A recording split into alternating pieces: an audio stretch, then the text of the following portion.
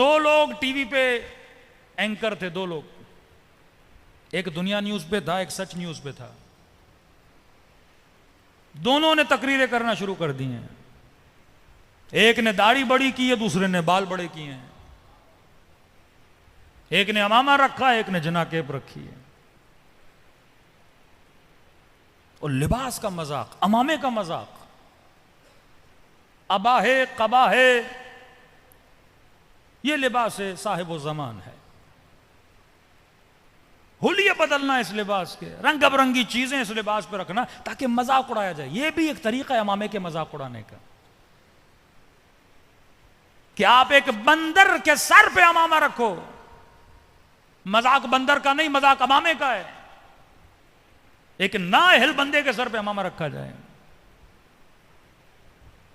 پھر رسول کی حدیث یاد آتی ہے، آخری زمانہ آئے گا کہ ممبر پہ بندر بیٹھیں گے، ناچیں گے، اچھلیں گے، کودیں گے اور لوگ مزہ لیں گے.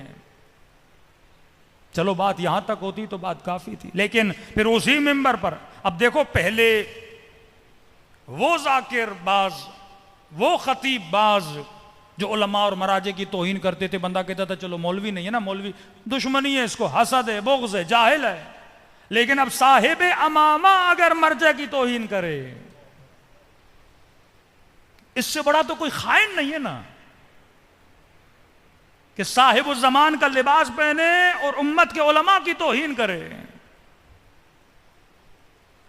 اپنے جوانوں کو کتاب ضرور لے کر دیے، پروٹوکولز آف جوز، یہودیت کے پروٹوکولز، لکھا ہے کہ ہم کس طرح امت محمد میں تفرقہ ڈالتے ہیں. CIA کے پریویس ہیڈ کا انٹرویو پڑھیے، وہ کہتا ہے ہم نے بڑی جنگیں کی مسلمانوں میں، جنگ میں بڑا خرچہ ہے، فائدہ نہیں ہے، اب بہترین طریقہ یہ ہے ان کو آپس میں لڑاؤ، شیعہ سنی آپس میں لڑیں، شیعہ آپس میں لڑیں. تھوڑا پولیٹیکل اویئرنس اپنے وجود میں لائیے، واقعات اور حالات کو سمجھنے کی کوشش کریے. عراق کے شیعہ، لبنان کے شیعہ، آذربائیجان کے شیعہ، ایران کے شیعہ، پانچویں پاکستان کے شیعہ، انڈیا کے شیعہ، 6 ملک. ان 6 ملکوں میں کسی بھی ملک میں شیعوں میں اتنا جھگڑا اور تفرقہ اور دھڑا بندی نہیں ہے جتنی پاکستان میں، کسی ملک میں نہیں ہے. ایک عجب معاملہ ہے پاکستان کا، کیونکہ انقلاب اسلامی کے بعد سب سے زیادہ پروکسیز یہاں بنی. ڈالر کا زور، ریال کا زور، جتنا ہو سکے دھڑا بندی کرو، کہیں ایسا نہ ہو کہ شیعہ مضبوط ہو جائے. اب اس کو توڑنے کے لیے کیا کرو؟ علماء کو بدنام کرو، نام خراب کرو. اب معاملہ لباس میں ہے، مولویوں کا لباس پہنا کر عالم کو بدنام کرو. ان کی نجی محفلوں میں آپ جائیں گے، زبان سے گالی کے علاوہ کوئی لفظ نہیں نکلتا. ان کی نجی زندگی آپ دیکھیں گے تو یہ غیرت دینی ہونی چاہیے. خمینی مدرسے فیضیہ میں کہنے لگے، اے اہل قوم تمہاری غیرت کو کیا ہوا ہے کہ عمامہ پہن کر دین کی توہین کی جا رہی ہے، کہ اور کچھ نہیں کر سکتے، ان کے سروں سے عمامے کیوں نہیں اتارتے؟ یہ لباس ابی عبداللہ الحسین ہے، یہ لباس امام زمانہ ہے. اور ایسے لوگ یہاں بن رہے ہیں اور اہل ولایت دیکھ رہے ہیں. یہ بھی غیرت کی کمی ہے. دینی غیرت جب کم ہو جائے،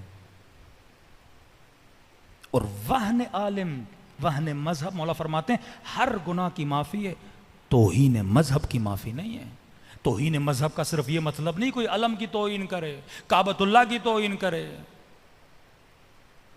شعائر اللہ کا مطلب ہر وہ چیز جو معاشرے میں اللہ کے نام کو بلند کرے. علم کو دیکھ کر عباس یاد آتے ہیں، زری کو دیکھ کر حسین یاد آتے ہیں. یہ وہ شعائریں جو سانس نہیں لیتے لیکن زندہ شعائر اللہ علماء ہیں. حدیث العلماء ورثۃ الانبیاء، غیبت امام کے بعد اگر اللہ کی نگاہ میں کسی کی قدر و قیمت ہے، علماء ہیں. اور شیعوں کی طاقت مرجعیت ہے، واللہ اگر مرجعیت نہ ہو شیعوں کا وجود ہی نہیں ہے. ملینز آف ڈالرز لگے عراق میں شیعہ سنی جنگ کرنے کے لیے. سیستانی نہ ہوتے عراق تباہ ہو چکا ہوتا. بلینز آف ڈالرز لگے ایرانی قوم پر. ابھی ریسنٹلی یہودیوں نے ایک آرٹیکل چھاپا انگلینڈ میں، ہر سال ان کا آرٹیکل آتا ہے. وہ لکھتے ہیں کہ 2024 تک شیعت کا ڈاؤن فال شروع ہو جائے گا. شیعت کا گولڈن ٹائم ختم ہے. ابھی ان کی اپنی کیلکولیشن ہے. ریزن کیا بتاتا ہے؟ کہ 2 ریزن ہیں. سیستانی بھی 80 کو کراس کر چکے ہیں، خامنئی بھی 80 کو کراس کر چکے ہیں، اور ان دونوں کے بعد ہمیں عالم تشیع میں لیڈرشپ نظر نہیں آتی. جیسے یہ 2 جائیں گے شیعہ بکھر جائیں گے، ڈاؤن فال آف شیعہ شروع ہو جائے گا. وہ بھی جانتا ہے کہ شیعت کی طاقت کیا ہے، تبھی ایسے لوگ پیدا کیے جاتے ہیں. افسوس سے. اور رہبر معظم کے زخمی ہاتھ کا مذاق اڑایا جائے. بھائی یہ ہاتھ زخمی کہاں ہوا تھا؟ گناہ کرتے وقت یا راہ خدا میں جہاد کرتے ہوئے؟ جمعے کا خطبہ دیتے ہوئے بم بلاسٹ ہوا، اللہ کا نام لیتے ہوئے بم بلاسٹ ہوا تھا، ترویج دین کرتے ہوئے بم بلاسٹ ہوا تھا، اور ان کا ہاتھ زخمی ہو گیا. یہ تو بالکل ایسے ہے کہ کراچی میں کوئی بم بلاسٹ ہو، 10 لوگ مر جائیں اور 15-20 لوگ زخمی ہو جائیں، اور آپ ان کے گھروں میں جا کے ان کی زخمی ٹانگوں کا مذاق اڑاؤ. یہ تو حرکت بنو امیہ ہے کہ حضرت عباس کے دونوں بازو کٹ گئے اور تو عباس کا مذاق اڑانے لگے. یہ ہاتھ راہ خدا میں زخمی ہوا ہے. تو نے اپنے اعضاء سے کتنی اللہ کی اطاعت کی ہے؟ تو نے اپنی زبان سے خدا کی کتنی عبادت کی ہے؟ خدا وہ اعضاء جو راہ خدا میں قربانی دیتے ہیں روز ان پر رحمتوں کو نازل کرتا ہے، اور وہ اعضاء جو اللہ کی نافرمانی کرتے ہیں روز علی اور آل علی کی ان پہ لعنت ہوتی ہے. یہ معاشرے سے غیرت دینی کو ختم کرنے کے لیے 2 لفظ یاد رکھیے. ایک ہوتی ہے لیگل ویلیو، ایک ہوتی ہے مورل ویلیو. اس معاملے کو سمجھیے. جو پولیٹکس کے اسٹوڈنٹ ہیں وہ بہتر ان چیزوں کو سمجھتے ہیں. جنہوں نے سوشل اسٹڈی پڑھی ہے ان کو پتا ہے کہ معاشرے کو کیسے بدلا جاتا ہے.